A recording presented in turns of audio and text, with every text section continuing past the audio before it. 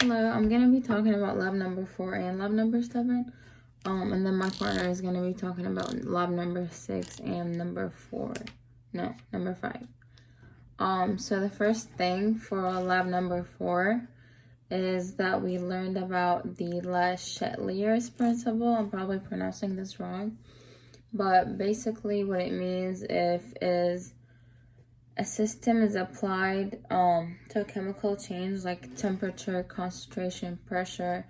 The equilibrium is going to change the direction that it shifts. Then a second thing that we did in our pre-lab is that, was it in the pre-lab? Yeah, in the pre-lab is we also balanced equation. And then another part of lab number 4 is that we observed the changes for the COPA solutions. So the first thing that we noticed was that the color is clear to white. And then the second thing was that there were bubbles forming, which also shows that there was an increase in the temperature during the procedure.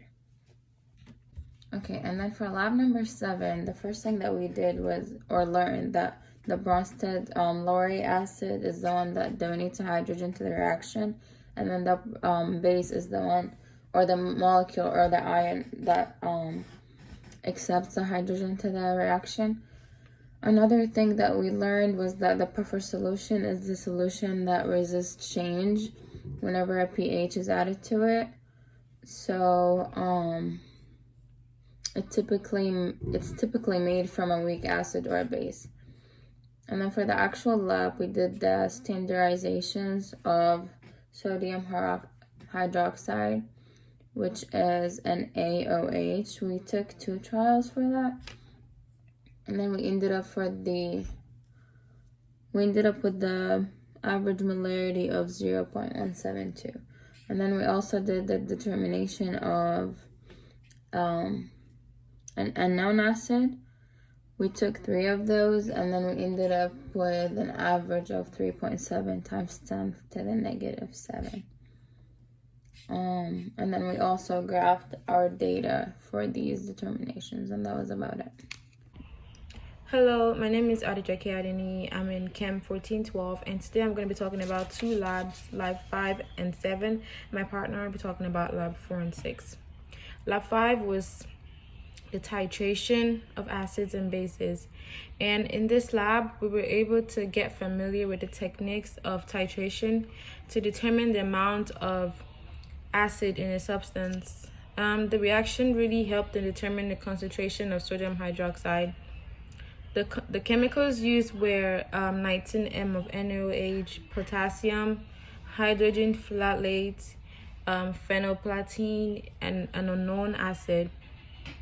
We measured the volume was measured required to react with the reagent, and we're able to find the standardization of sodium hydroxide in 2 trials. And with these trials, we're able to solve for the average molarity and the standard deviation.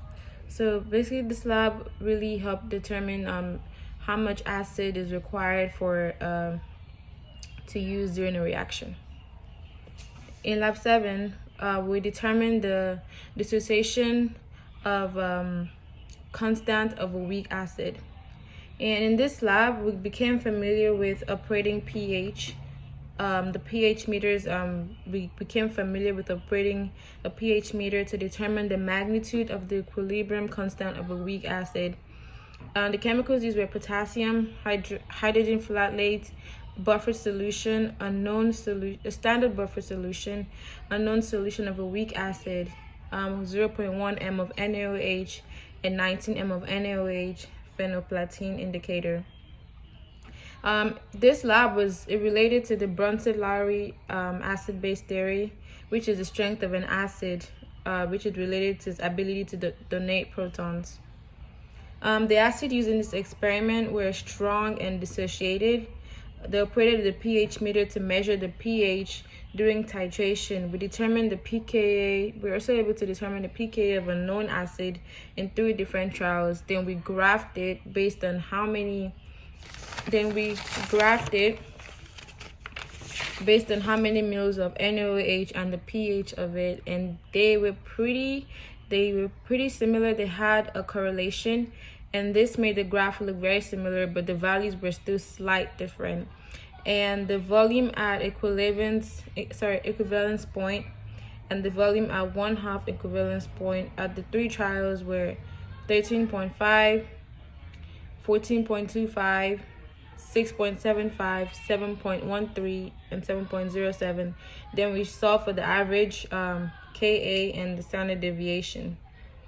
The error that were in this experiment, there were parallel error when with during the titration. They're pretty similar, and we're able to calculate the pH of solution by mixing it with different mLs of